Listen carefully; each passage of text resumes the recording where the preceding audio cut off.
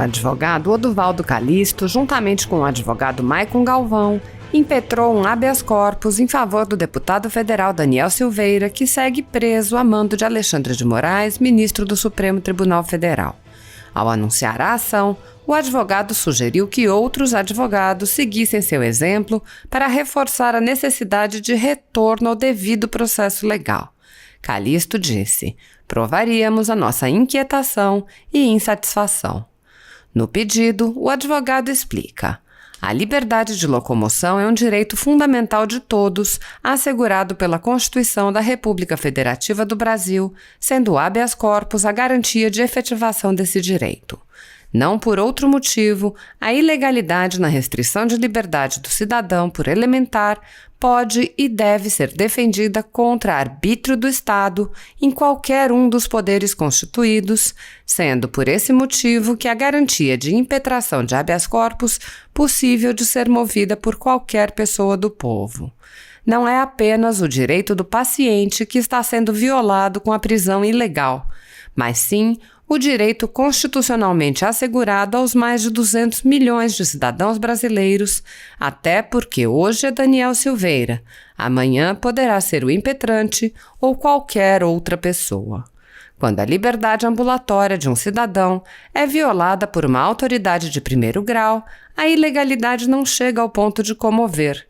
Mas quando essa arbitrariedade gritante é praticada por um ministro da mais alta corte de justiça do país, é hora da comunidade jurídica se insurgir, uma vez que quem, diante de um vilipêndio a direito fundamental, se omite, é porque já escolheu ficar ao lado da ilegalidade. De fato, os vídeos e a conduta do deputado federal são deveras desrespeitosos e com aparência de serem criminosos. Não obstante, não se pode sacrificar direitos fundamentais em prol de uma justiça que ao final representa a maior das injustiças. É por este motivo que o impetrante se vale do poder constitucionalmente assegurado de provocar a Suprema Corte em habeas corpus de sua competência para restabelecer a eficácia do direito fundamental à liberdade de locomoção por ilegalidade, conforme será exposto adiante. O advogado Dr. Oduvaldo Calixto explica que a prisão do deputado Daniel Silveira foi baseada nas alegações do ministro Alexandre de Moraes de que ele teria cometido um crime permanente e inafiançável. O advogado explica que, caso tenha havido crime, não era permanente nem tampouco inafiançável. Calixto diz: a prisão do paciente foi manifestamente ilegal, baseada na manipulação do discurso. Primeiro, pelo fato de não haver flagrante delito. Eis que os delitos imputados, na maneira como executados, já haviam exaurido seu iter criminis e, tratando-se de crimes contra a honra, classificados como crimes de mera conduta, a consumação dos fatos se deu quando os ofendidos tomaram ciência dos fatos ou, na pior das hipóteses, os fatos podem ser classificados de crimes com efeitos permanentes e não crimes permanentes em si, tendo em vista que, uma vez postados, não havia mais conduta praticada pelo paciente pelo exaurimento, um conceito básico de direito penal. Logo, se não havia mais conduta sendo praticada, não havia iter criminis sendo percorrido, não podendo-se falar em consumação que se protrairia no tempo. Mas esse nem é o mais forte dos argumentos a afastar a ilegalidade da prisão. Os crimes imputados são afiançáveis, não havendo na lei qualquer proibição para arbitramento de fiança, seja pelo juiz, seja pelo delegado de polícia, nas infrações penais punidas com até 4 anos, não sendo, portanto, cabível a prisão de parlamentar, nas exatas regras do artigo 53, parágrafo 2º da Constituição Federal. Oduvaldo Calixto explica ainda que, após a prisão em flagrante, o caso do deputado Daniel Silveira deveria ter sido imediatamente enviado à Câmara dos Deputados para que estes decidissem sobre a autorização para a prisão. No entanto, houve uma inversão da ordem dos atos processuais e a audiência de custódia foi realizada antes que a Câmara analisasse o caso. Após a Câmara aprovar a prisão, analisando erroneamente o mérito ao invés da legalidade da prisão, o ministro Alexandre de Moraes manteve o deputado preso em flagrante e posteriormente decretou uma medida de prisão domiciliar. O advogado explica. Pode parecer mais benéfico a quem está preso ter a prisão no cárcere substituída por prisão domiciliar.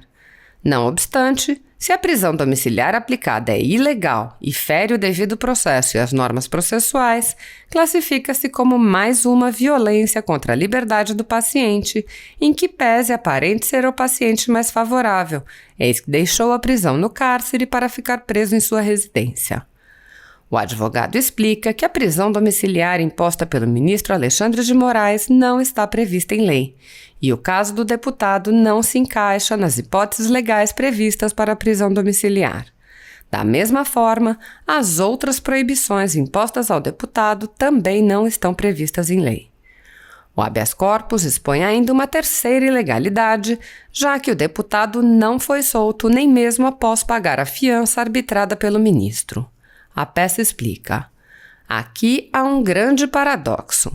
Se para prender o paciente e não ferir a regra do artigo 53, parágrafo 2º da Constituição, o relator entendeu que tratava-se de crime inafiançável, como, depois de meses de prisão, arbitrou fiança?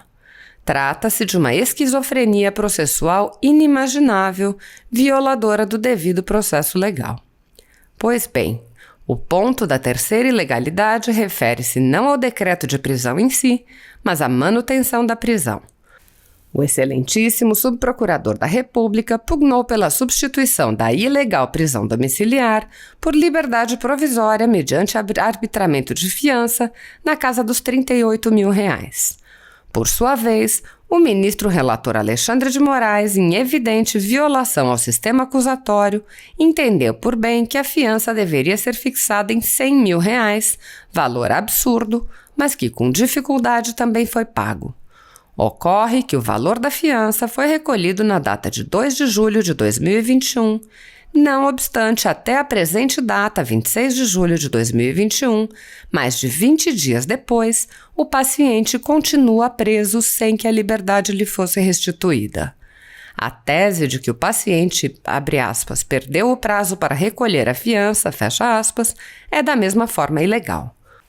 O artigo 334 do Código de Processo Penal assegura que, quando cabível, como já decidiu o relator no caso concreto, a fiança poderá ser prestada enquanto não transitar em julgado a sentença condenatória. Dessa forma, uma vez arbitrada a fiança e devidamente recolhida, deve incidir no caso concreto a regra do artigo 319, inciso 8 do Código de Processo Penal, cumulado com o artigo 334, concedendo ao paciente a liberdade plena sob os termos da fiança e sua possibilidade de ser quebrada ou revogada. A manutenção do paciente no cárcere revela, mais uma vez, depois de devidamente recolhida a fiança arbitrada, a subsunção do tipo penal de crime de abuso de autoridade do artigo 9º, parágrafo único, inciso 2. Artigo 9º. Decretar medida de privação da liberdade em manifesta desconformidade com as hipóteses legais. Parágrafo único. Incorre na mesma pena a autoridade judiciária que, dentro de prazo razoável, deixar de... Inciso 2. Substituir a prisão preventiva por medida cautelar diversa ou de conceder liberdade provisória quando manifestamente cabível. A maneira como decorreu a prisão do paciente e sua manutenção no cárcere, digo mais uma vez que as condutas do vídeo são repugnantes, especialmente para um deputado federal, representa, sem sombra de dúvidas, o direito penal do inimigo, segundo a teoria de Jacobs, em que aos inimigos não se aplicam as garantias do devido processo legal. Senhor presidente, repetindo o que disse no discurso anterior, não está em julgamento aqui tão somente o caso do deputado Daniel Silveira, e repito, execramos a sua fala em vídeos que foram amplamente divulgados. Está recolhida ao banco dos réus, aguardando o veredito que será exarado pelos seus próprios ocupantes, esta Câmara dos Deputados, deputado Isnaldo Bulhões, líder do MDB, partido de Mário Covas, que disse esta mesma frase durante a discussão do pedido de licença para processar o deputado Márcio Moreira Alves, exigido pela ditadura militar e que foi considerado a gota d'água para o AI-5. Muitos falam em AI-5, mas não conhecem a história do ato institucional número 5. Talvez não se lembrem, mas faço questão aqui de recordar aquilo que deve ser ensinado nos bancos escolares. Naquela oportunidade, este parlamento foi capaz de construir consenso. E deputados governistas da base do regime, da base da ditadura, votaram a favor deste parlamento. E a gota d'água do AI-5 não veio daqui, veio do Poder Executivo.